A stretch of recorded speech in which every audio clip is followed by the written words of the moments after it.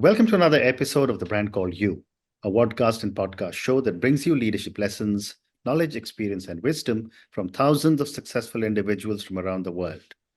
I'm your host, Ashutosh Garg, and today I'm delighted to welcome a very accomplished professional committed to water sustainability from Virginia, USA, Kimberly Nelson. Kim, welcome to the show. Thank you, Ashutosh. It's a pleasure to be here this morning. Thank you. Kim is the Chief Operating Officer of True Elements.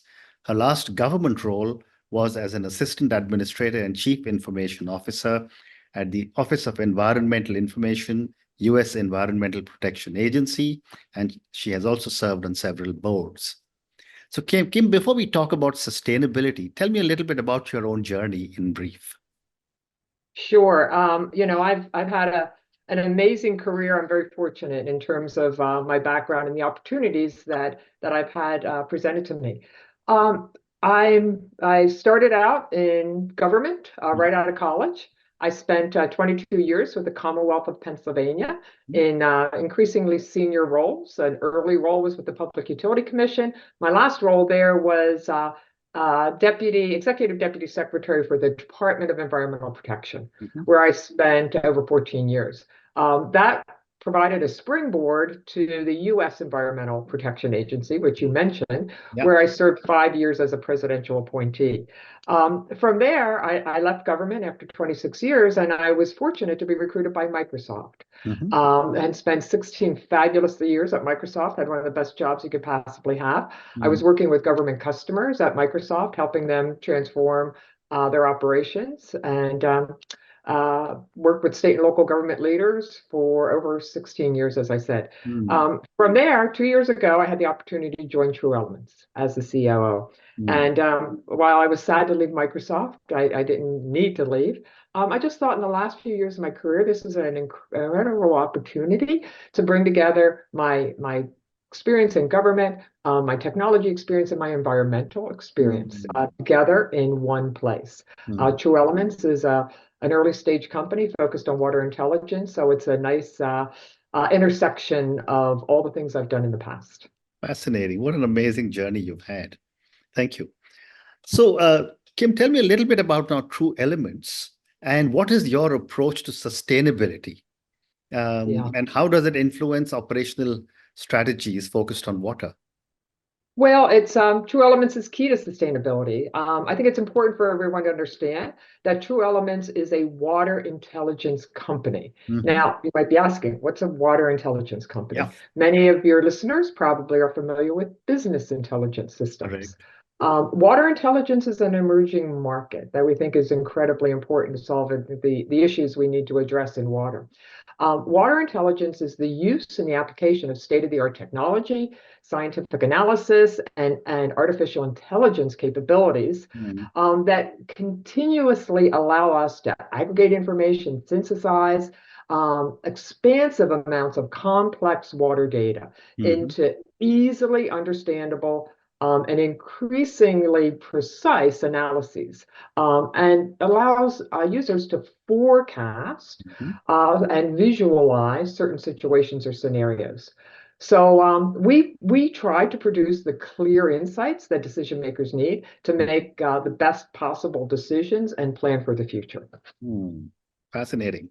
And based on your understanding of water and sustainability, what, in your view, are some of the biggest challenges USA and the world faces when it comes to sustainable water practices?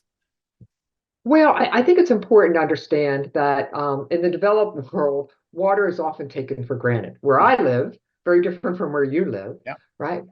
People expect to turn on the tap and water will be there. So we have to understand that it's essential for leaders around the world to value water as the crucial resource that it is, if we're really going to address the problems that are facing us today. Second, one of the biggest challenges we face is ensuring sustainable water practices, in that water is so complex and that it knows no boundaries. And because of climate change, we're seeing challenges are increasing in scope and complexity. One of the important things people need to know, 90% of the impacts of climate change are experienced through water. It's either aridification, drought, the flooding, sea level rise, riverine flooding, severe storms. You look at what we've seen around the world in the last few years. So, and these are the issues that we need to solve as we're talking about the complexity of water. So when we look at water today, very little has changed in hundreds of years in terms of how people deal with water, right?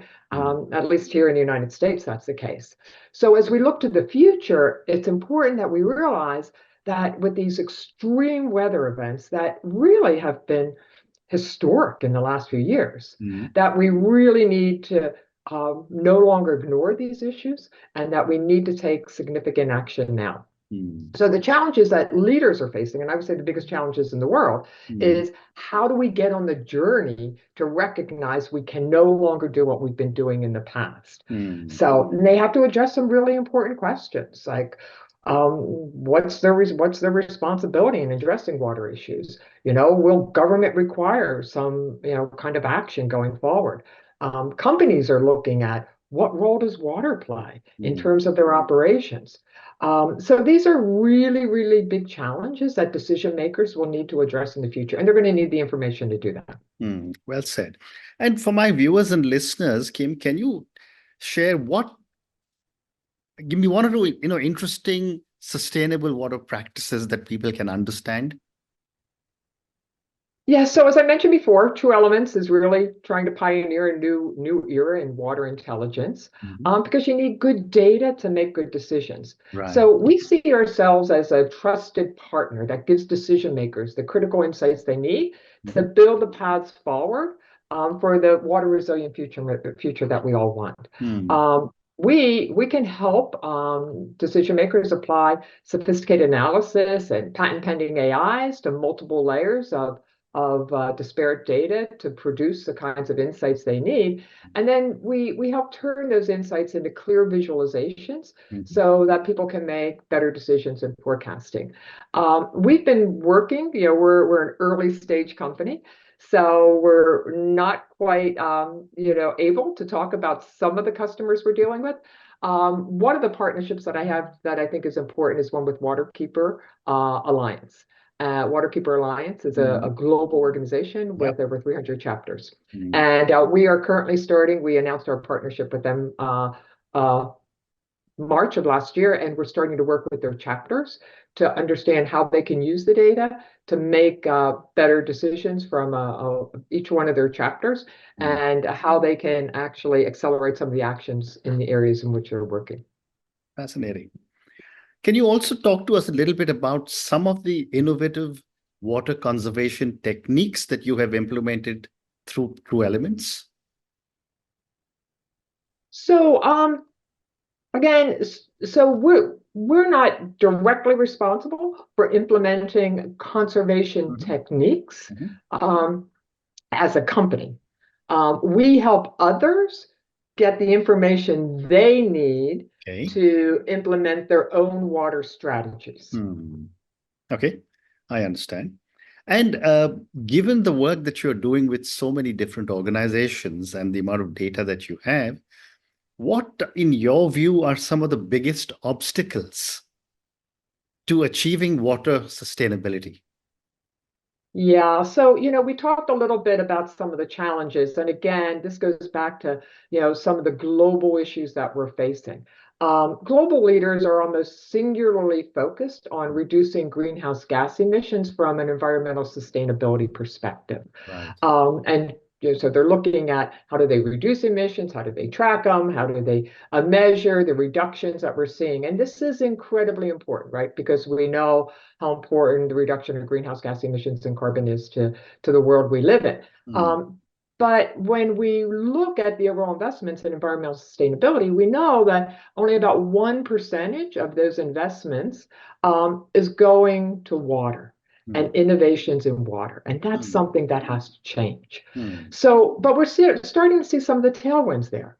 For instance, companies are starting to recognize that the direct linkage that I talked to tell you about between climate change and water.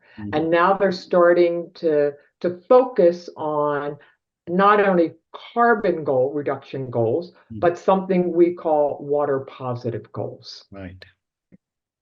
Okay. And when we started talking, you mentioned that True Elements is using technology, artificial intelligence, etc. My question is, what role does technology play in True Elements' approach to sustainability? Yeah. So technology is at the heart of what we do. And specifically artificial intelligence. So people have been talking a lot about artificial intelligence the last year, right? Our company was founded a little over 3 years ago, and at the heart of what we use is artificial intelligence. So what True Elements really is it is a digital watershed. It's a platform that has a digital watershed twin built at the individual watershed level. Now, here in the United States, we have 83,000 watersheds in the United States. And that digital twin is something that allows a user to look at many different layers. In fact, 7 different layers, from the weather at the highest level to the Earth's surface to subsurface aquifer layers. And through those visualizations and the interactions between all of those conditions, we are actually pioneering an approach to data analysis and predictive modeling that creates a real multiplier effect for the value of that captured data. So we bring data, we aggregate vast sums of data, but once you start to integrate all that data, hundreds of different data sets in one view, and then we create models that allow for forecasting and prediction. So I'll give you an example of what we're able to do. By bringing in the United States alone, there are over 40 different federal agencies that have environmental data, that have water data specifically, 40 different federal agencies. So we bring all that data in. We can bring data in from other sources, private sources, but we bring that data in, we put it in one place, we visualize it in one place, and then we're able to see, as I said, interactions. So we have weather data, we have agriculture data, we have all kinds of water data. We can look at a water body source and then we rate it to make it easier to understand. So we may look at a water body today, a lake, for instance, and say that particular watershed, we may give a score of 95 to that particular water body. But we know a major storm's coming in because we have the weather data and we can forecast. When you've seen what happens if a major storm comes in, all of a sudden you have runoff from agriculture runoff, you have stormwater runoff. Now, when you look at that water body, when last week it might have been beautiful and blue and clear, after a major storm, it's brown and muddy and ugly. We will predict that because we have agriculture data, pesticide data, herbicide data, and herbicide data, and stormwater impacts. And we will predict if that water body is important to you, if you're doing a withdrawal from that water body, we can say 4 days from now, that water body will be degraded because of the influx of debris from a storm. So that's a way where we take data from many different agencies, integrate it in one place, allow you to visualize it, put a score on it so it's easy to understand, and then predict. Wow, what a great response. Thank you. My next question is water sustainability and climate change. I'd love to get your perspective on this.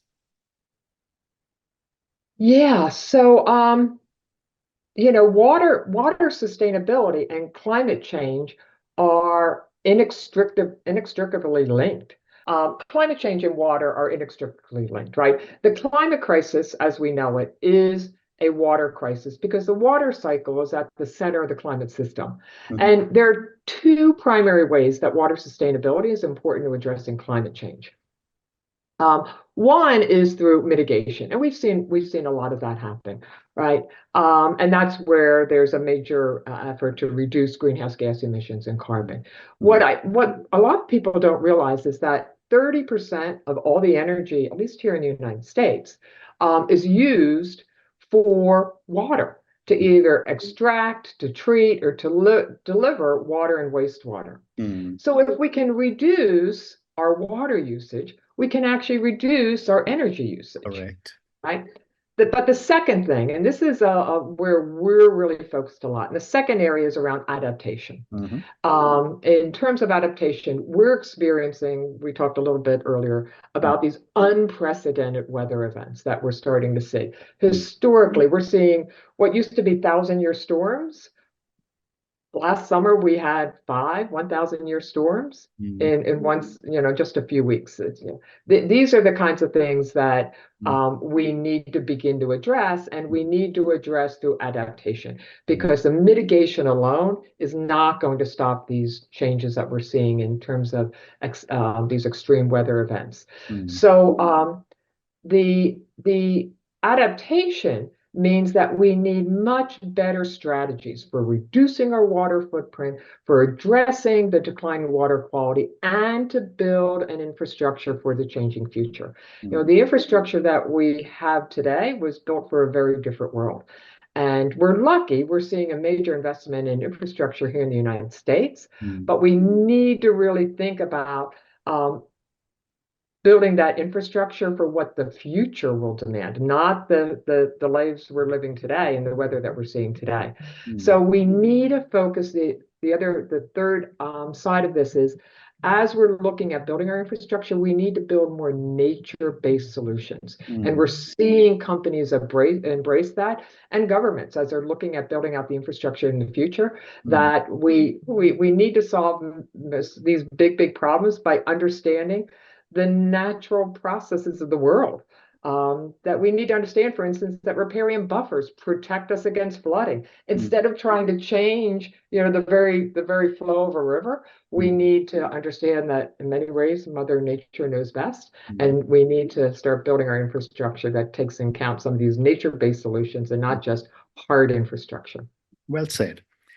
And again, you mentioned you were 3 or 4 years old as True Elements. What are some emerging trends that you have noticed when it comes to water sustainability? Yeah, so I think what's very positive, Ashtok, is that we're really starting to see some tailwinds in the water sector. I mentioned earlier that, there's so much investment going into carbon and greenhouse gas emissions and not nearly as much in water. But we're really starting to see that change. And I think that's so important. Whereas companies for years have had goals, for instance, around being carbon neutral. What we're starting to see is the leading companies in the world, like Microsoft, like Pepsi, like Reckitt, adopt water positive goals. Right now, some people will say, "Well, water positive? I don't really understand what that means." So, where carbon neutral means that the amount of carbon dioxide that a company emits into the atmosphere is balanced out by the amount that they remove or avoid, right, by other means. Water positive means that the more that a company is making a commitment to return more water to freshwater sources than they withdraw for Yeah. human use, Yeah. right? So as more companies are starting to adopt these, I think we're really on the road to solving some of and addressing some of the biggest problems we have with fresh water in the world. Wonderful. So I have time for 2 more questions for you. My next question is that, as you mentioned a few minutes ago, there are certain realities of water availability in the US as compared to the rest of the world. And sometimes we do take water for granted. I'd love to get your perspective on how can the world manage water equity and the huge disparity of availability of water around the world. Okay, so that's a big issue, right? Absolutely. There are people who have written whole books on this issue around water equity. Um, it's an important issue. Yeah. And I think people here in the United States don't understand this issue as much as people around the world do, or where you live. Um, you know, Water equity is about ensuring a just and equitable system for water benefits for all people. Yeah. Now, we have pockets clearly in the United States where that's a problem. We've seen that, right? It makes the news a lot. Places like Flint, Michigan, and Jackson, Mississippi. So we suffer here in this country as well, not nearly what other people do. But the other side of it is water equity is about ensuring that communities are resilient in the face of climate change. right? That's the other side of water equity. So I think it's a great example of how complex water issues are and multifaceted. To address water issue equity, you would have to deal with um, affordability, you would have to deal with water quality, you would have to deal with governance, you would have to deal with a lot of these issues. And the problem is it's complicated by the fact that water knows no boundaries. These issues, every one that I mentioned and more, um, are covered by a patchwork of laws or regulations or policies by government agencies. Mm. So we have to understand that this is really a global challenge, and it's going to require everybody to work together across our boundaries. Yeah.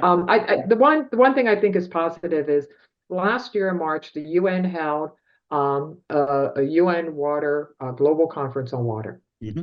It was only the second in the history of the UN, and it was the first in over 45 years. Wow. Okay, so we're starting to see global action on and discussion and collaboration around some of these big global issues. And that's the only way something like water equity is really going to be addressed. Thank you. And my last question to you, Kim, and this is for the thousands of people who will listen to our conversation.